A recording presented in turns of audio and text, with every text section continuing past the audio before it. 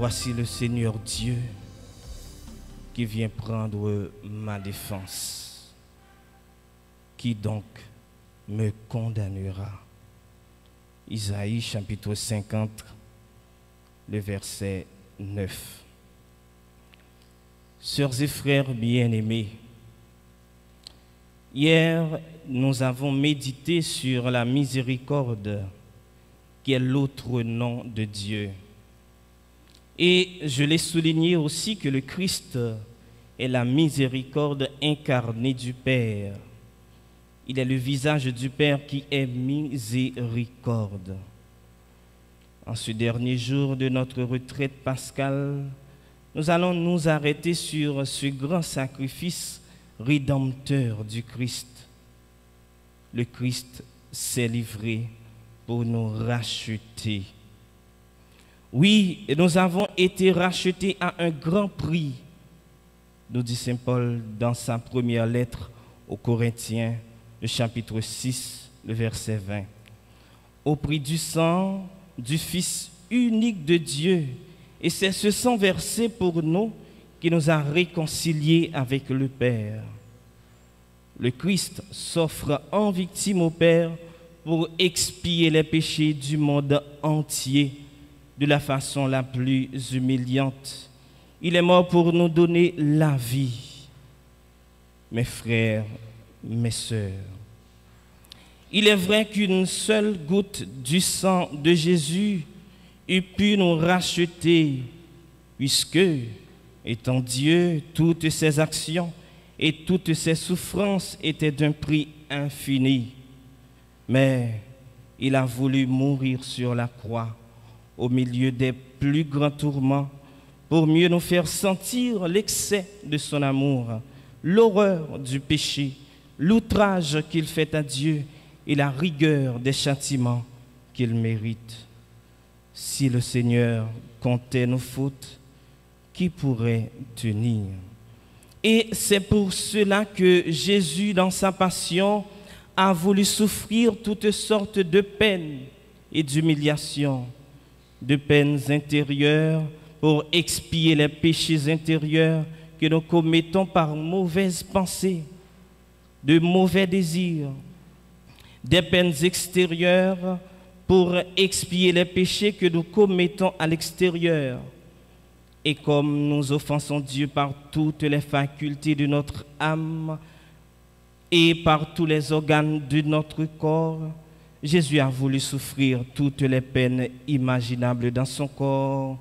Jésus a voulu, sœurs et frères, souffrir d'une façon extrême dans son corps et dans son âme.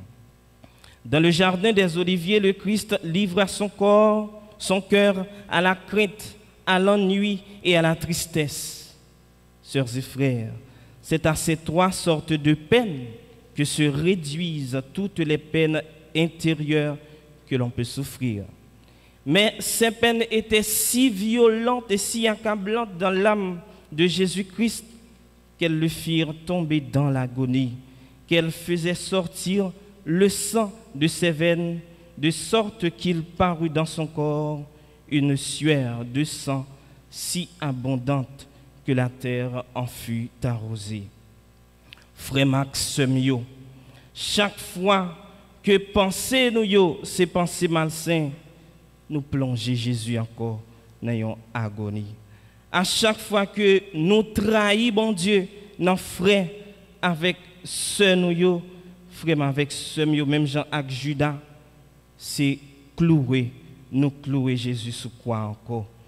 Tant que Judas, combien de fois mon cap manger sous même table avec nous, c'est lui-même encore, nous-mêmes encore n'a calé d'ol. C'est nous-mêmes encore qui vendre li. Combien de fois, frère avec ce mio, nous agissons seulement comme des chrétiens sous peau, mais en dedans que nous, c'est mauvaise idée seulement qui bouilli contre frère avec ce nous. Jalousie, abus, complot, haine, injustice, vengeance, méchanceté, tout ça a replongé Jésus encore dans une agonie. Le Christ a réellement pris sur lui nos péchés. Il a souffert dans son corps des soufflets, des coups de poing, des crachats, la flagellation la plus cruelle, le couronnement d'épines et le crucifixion. Sœurs et frères, c'est bien à travers tout cela qu'il nous a rendu la vie. À cet effet, la croix, sœurs et frères, devient principe de vie pour tous les chrétiens. Et Saint Jean-Paul II écrira: la croix avec le Christ est la grande révélation de la signification de la douleur et de sa valeur dans la vie et dans l'histoire. Qui comprend la croix, qui l'embrasse, prend un chemin bien différent du chemin d'accusation et de la contestation de Dieu. La croix nous invite à répondre à l'amour par l'amour. Bon Dieu, grand maître là, les remet nous en premier. Et c'est ça que fait les pas ménager seul graine petite lia. Avec sacrifice Christ là sous la croix pour pardon péché nous yo, ça vient ban nous audace vraiment avec ce mieux pour nous approcher nous des bon Dieu et pour nous relier le papa, puisque sacrifice ça c'est lui-même qui réconcilie nous avec lui. Dieu nous aime et veut nous offrir toujours son amitié. Il suffit tout simplement que nous prenions conscience de notre état et que nous implorions son secours.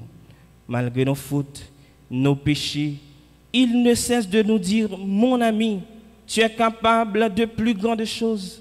Va, choisis la vie, évite la mort. À travers ce repas, à travers le repas que le Christ a pris avec ses disciples dans l'évangile du jour, c'est bien de cela qu'il est question. Jésus ne se lasse jamais de nous offrir son amitié, mais nous, si souvent, nous préférons la trahison. L'un de vous me livrera. Serait-ce moi, Seigneur? Tu l'as dit. Vraiment avec ce mot, même là nous n'en bouche trop, même là nous presque atteignons ça qui n'en pensé nous, même là que nous presque réaliser ça qui n'en pensé nous, qui mauvais, bon Dieu grand maître là, il toujours voulait sauver nous. Même là nous n'en bouche trop, nous pral tuer tête nous, bon Dieu grand maître là, les pas jamais suspendre, chercher un moyen pour le sauver nous quand même. Et c'est ça que Jésus fait avec Judas, te voulait dire, vraiment avec ce mot. Pour un hébreu, tendre un plat à quelqu'un, c'est faire un geste symbolique d'amitié. Qui donc, malgré l'idée de trahison, t'es déjà dans la tête de Judas, qui était déjà dans le cœur, il était déjà à penser comment pour que li baille Jésus, Jésus t'a offert quand même Zamitaïli. Jésus, malgré cela, malgré la trahison de Judas, malgré ses mauvaises pensées, il ne l'a pas condamné. Mais c'est Judas qui s'est condamné lui-même en refusant l'amitié de Jésus. Jésus, d'ailleurs, était suffisamment habitué à manger avec les pécheurs, comme on le lui avait souvent reproché. Ce soir-là, pas plus que les autres fois, il n'a pas repoussé un pécheur, et c'est Judas qui s'est séparé de lui. À chaque la messe, frémio, semio, c'est un repas que Jésus-Christ offrit à nous-mêmes comme pécheurs, pour lui offrir nous zamitaïli. C'est pour ça, depuis le commencement de la messe, la même, nous dit, on nous préparer que nous pour nous célébrer la messe là, pendant que nous reconnaître que c'est péché nous y est devant bon Dieu. La messe là, c'est une véritable rencontre entre la misère de l'homme provoquée par le péché et la miséricorde infinie de Dieu manifestée en son Fils offert comme victime sur l'autel. Ainsi, à chaque messe, sœurs et frères, est renouvelée le sacrifice rédempteur du Christ au calvaire. Donc, sur l'autel sont présentés tous nos péchés, toutes nos souffrances, toutes nos misères, puisque ce sacrifice est présenté à Dieu pour sa gloire et pour notre salut. Frères et sœurs bien-aimés, le sacrifice du Christ, c'est l'expression parfaite de l'amour de Dieu à notre égard. Oui, que nos âmes sont inestimables aux yeux de Dieu, puisqu'elles sont rachetées au prix du sang d'un Dieu. Malheur donc à toi, à moi, si après que le Christ nous a ainsi rachetés par tant de souffrances, nous nous livrons encore à nouveau aux démons par le péché.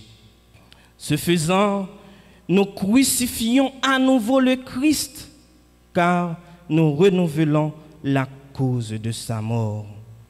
Sœurs et frères bien-aimés, sur ce, je vous souhaite bonne montée vers Pâques, bon Triduum pascal.